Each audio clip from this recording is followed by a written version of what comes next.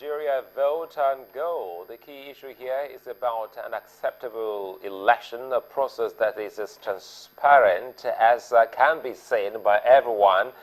Is what the people are asking for. And of course, we're still very much here in our studios, Nigeria 2015, here on Channels Television. A quick reminder here that our social media platforms are up for you to be part of. You can air your views. At the moment, we have well over 10,000 viewers on our website, and to pretty much join them, m.channelstv.com. That's what you do to be part of it. And we need to know how important this election is for you. Basically, we have two of the elections holding today, that for the National Assembly, which is in two parts, for the House of Representatives and the Senate, as well as for the presidential election. All of them will take place today.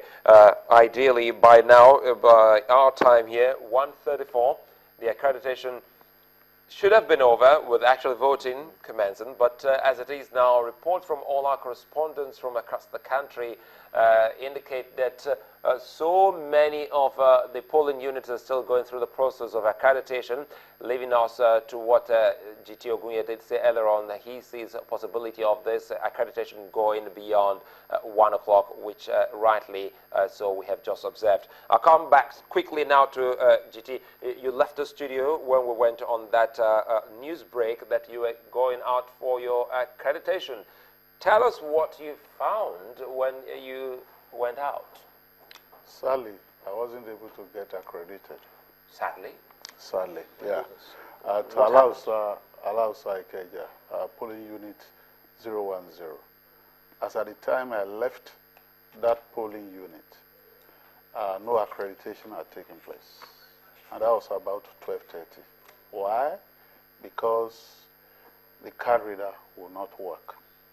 And I was told reliably that the card reader was saying no data identification or something to that effect, and that they were waiting for the admin IT person to come and do some rectification. I understood that the number of card readers along that axis had not been working. So as at the time I left there, no accreditation had taken place. And I hope that the INEC situation room in Abuja is monitoring the situation keenly. Decision will have to be taken quick time, immediately, so that a resolution of all these glitches are not left to the whims and caprices or ingenuity, if you will, or devices of those who are on the field. There should be a close connection, communication-wise, between those who are in the situation room and those who are far field, so that we'll have some synergy, we'll have some seamlessness, and then we'll have some uniformity in the resolution of these glitches. Why I say that is that, for example, there, people, you know, and a lot of people there, good folks, old people, those who are younger than them, were very eager and enthusiastic about voting, but they couldn't get accredited in the first place. And so I want to see a situation in which INEC will come to a quick decision and say,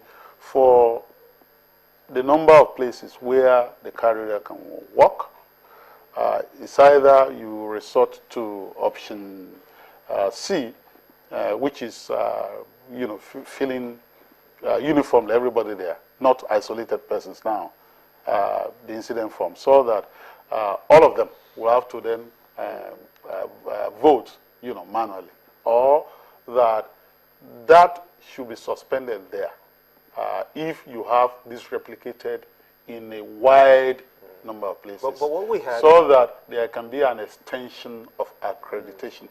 It doesn't appear to me. Just I'm sorry, what we had was that INEC carried out a test run of these machines in the 6 geopolitical zones, and it recorded over 90% success rate. So why are we having this now? Yes, you're correct. Test running. How many of the card readers were used in the test running of the process? How many? Vis-a-vis the number that are actually deployed today. So you could test run. It's technology. I can tell you, and this is globally notorious. Even when automobile makers had perfected the vehicles. The Japanese automakers, they pushed this into the American market with all the standard organizations confirming that these are good vehicles, only for these cars to be recalled 6 months, 1 year, 2 years down the line. Really, cars that are being used. So this technology, and so we indeed can have failures. But the good thing is to know that these failures are not acts of deliberate sabotage. And so if these are not acts of deliberate sabotage and is eliminated, what would they need to do, what INEC needs to do, is to ensure that these problems, as they are surfacing, are being resolved in a credible and sensible manner. And that's why I talked about uniformity in the resolution of the process, so that you don't have disparity in resolution, and at the end of the day, that will make nonsense of our transition from the hitherto analog system to the card reader that we thought will ensure that this process is very credible. It's very sad for me that I couldn't get accredited, but just as the president said, the thing is not to feel personally affronted or personally hurt at the process. A lot of people out there are sacrificing a lot, and they want to get accredited. And I hope that INEC will send information out to such places all over the country, because I want to presume that this, to extend this accreditation while their IT team, roving IT team, moves around to resolve the problem. Now you're talking about INEC. Sorry to cut you there. This one just coming in. It's a message for INEC. No INEC officials in the whole of Anthony Village. No INEC officials in the whole of Anthony Village. In Lagos.